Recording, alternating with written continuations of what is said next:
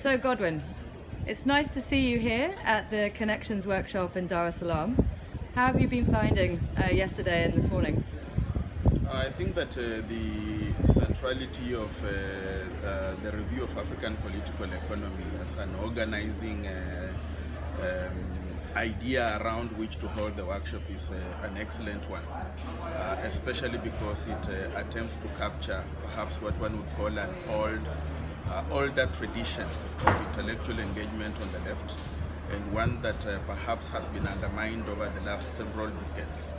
And therefore our ability to meet together, network, and begin to have a discussion around some of the core principles that informed the struggle for independence, the struggle for emancipation after independence, but perhaps also currently the struggles for even more freedoms is, I think, a central and important thing to be happening right now.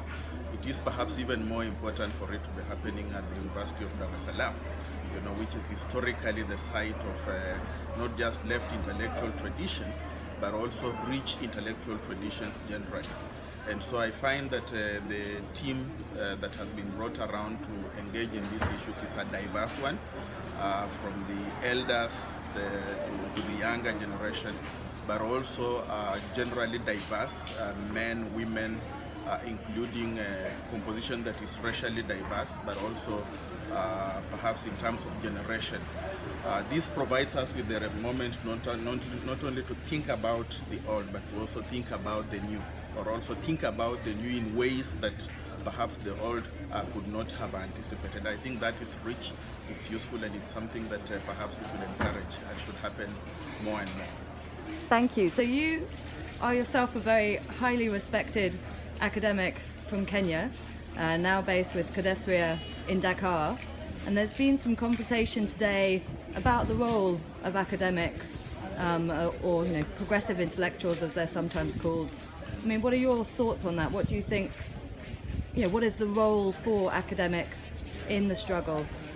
I think that we have, both in Kodesria, but generally in Africa, a very rich tradition of academics playing a critical role in the struggle. Perhaps what's a little frustrating is the assumption that struggle does involve only being able to go on the streets and engage in actual physical confrontation, with all expressions of reactionary power. And I think that what this workshop begins to remind me, and it reminds me really of a tradition of struggle that involved writing.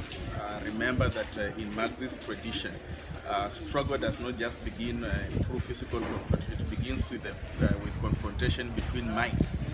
So thinking is central to this whole process. And I think that the capacity of intellectuals to express themselves through creative and progressive thinking is a core part of advancing the struggle. Their capacity to share interesting ideas about how to organize, how to strategize, but also how to sustain the struggle is a core part of the struggle itself. I also think that we have traditions of writing that have informed us, and I do share these traditions in an excellent way. That we as intellectuals have a role to tell truth to power. And I think that is perhaps the core commitment that a number of colleagues have seen in this workshop, but also a number of colleagues in broader networks like Kodesria have been committing themselves to. The capacity to tell truth to power is one capacity that must be informed by the capacity to research around the truth. And I think that connection is very key to everything we are doing, and I'm really happy that we are beginning to recapture the mood to insert intellectual traditions, rich intellectual traditions of truth-telling as part of the work that we do in support of the struggle. And in terms of your own work, what do you think will be the main takeaway from the workshop? Either something that you've been reminded of, that you'd forgotten, or a new idea that's been sparked? What do you is there anything that you will take away that will influence the work that you're doing at Kodesria? At the moment, I think that we at Kodesria are defining our key agenda as that of repositioning the Council as the site for the reproduction of the African social science and humanities scholarship and scholars on the continent. And I think that when I look at the colleagues in the network here in Dar es Salaam these 2 days, it reminds me of the need to continue that process of reproduction. Generally, African universities have played a critical role in generating young scholars, but I don't think they have played a critical role in sharpening their capacities for critical analysis at an advanced level. And I think that for me, Codesria is the site where this kind of advanced thinking in the social sciences and the humanities can be done. And so for me, what I come with is not necessarily something new, but a new energy, a new hope, a new commitment to reposition the council as the site for the reproduction of advanced thinking in the humanities and social sciences for the African intellectual community.